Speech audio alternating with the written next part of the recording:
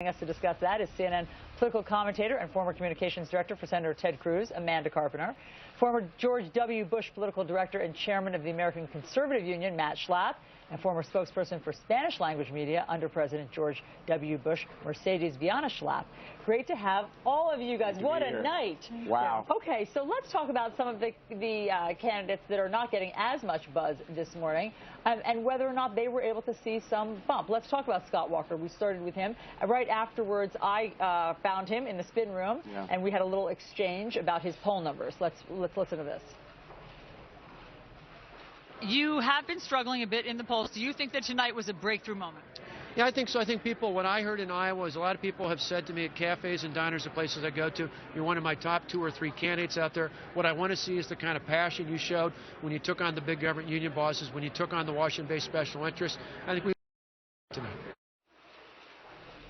Did any of the lower tier candidates have a breakthrough moment? No, I don't really think so. I don't think there was no big flubs. Nobody really blew it, which was a little bit of a surprise. And I think actually what people did is they fell into typecast. Huckabee, strong appeal to social conservatives. Christie, the tough talking prosecutor. Rand Paul, legalized drugs, more the libertarian messaging. I think they kind of, these candidates that are having trouble breaking through, they fell into their niche. Niche isn't going to get it done. Scott Walker, I think he had a sturdy performance. I think it was so much better than the first one. That's an interesting take. And let's fold in Jindal, Santorum, and Lindsey Graham into that as well. That's right. Is that enough? If you fall into niche, Matt said it's not enough.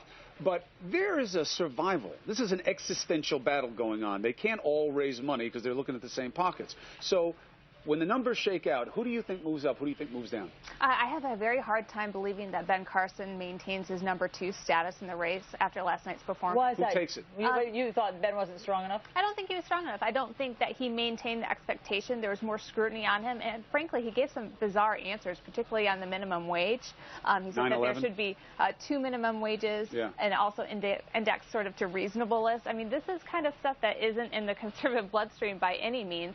And also, let's talk about Donald Trump. The candidates talk more about issues. He faded away. Right. You think his number goes down in the next poll? It's hard to say because he's been so bulletproof in this experience so far, but he did not hang on the policy issues. His number is not going down. Won't go down. His number is not going down. Okay. He appealed to the same voters he's been appealing to. They don't want details on policy. They want him to take a 2x4 to Washington. Mercedes, who stood out to you, good or bad? Well, obviously, Carly just dominated the stage. It was amazing to watch her performance. Although she didn't come out strong with that first answer. I think we were waiting for that big punch with her against Trump, but she really made up for it along in the performance. I'd also say, obviously, Senator Marco Rubio, when he talked about the foreign policy, just very substantive, able to, again, go after Trump on that issue, saying you got to be ready day one. And then I think Jeb Bush came across with a lot of humor, really able to be a lot more relaxed and take a punch at Donald Trump. So again, Donald Trump, there was a point where he was speechless. It was like that 37 minutes of silence that you didn't hear Donald Trump. And quite frankly, you could tell he was just so uncomfortable talking about any of the issues except for, of course, immigration, which is, going back to Matt's point, the niche, which is where's his comfort zone. Right.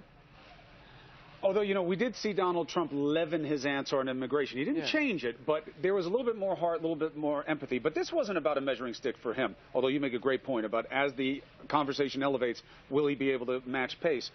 But I still think Jeb Bush had a test last night. He had to stand next to Donald Trump and say, you are not stronger or tougher than I am. Did he get it done? Here's the example for you to judge, and it deals with Jeb Bush's wife. Take a listen. Did Mr. Trump go too far in invoking your wife? He did. He did. You're proud of your family, just as I am. Correct. To subject my wife into the middle of a raucous political conversation was completely inappropriate, and I hope you apologize for that, Donald. Well, I have to tell you, I hear phenomenal things. I hear your wife is a lovely woman. She is. I don't fantastic. know her, and this she is a total absolutely the love of my life, and she's right here, and why don't you apologize for her? No, I won't right do that now. because I said nothing wrong, but I do hear she's a lovely woman. Amanda, that was just like an awkward sandwich right there. I mean, what was happening? Who do you think came out better in that exchange? Well, listen, Jeb had to show he was willing to engage Donald Trump in this debate. He tried to do it several times, but with this exchange, if I were being attacked, my husband Up from me, I wouldn't expect my husband to say, I hope you apologize. I would expect him to say, apologize now. He could have been stronger, and I think a lot of women were thinking that. Matt? Well, I'm not a woman, clearly. I'll listen to what my wife says about this, but I think it was a good exchange, and I think Jeb was feistier in this debate. Look, Jeb doesn't come across as a schoolyard bully. Jeb comes across as kind of the bookish kid who's thoughtful, but he fought back, and he fought back several times, and I think it's why he's doing so well in this post. Mercedes, quickly, what was your impression of that moment? For Governor Bush, I mean, his strongest point was clearly the W. Talking about his brother and keeping America safe. That exchange was important. And obviously, for Jeb Bush, the one area you don't go is with his wife, with Columba Bush. So I think he did do a good job at just going after Trump and saying, wait a second here, we got to stop attacking not only my wife, but immigrants in general. So I think he was strong in that, in his remarks. Yeah. Mercedes, Matt, Amanda, great to get all of your different perspectives. Thanks so much.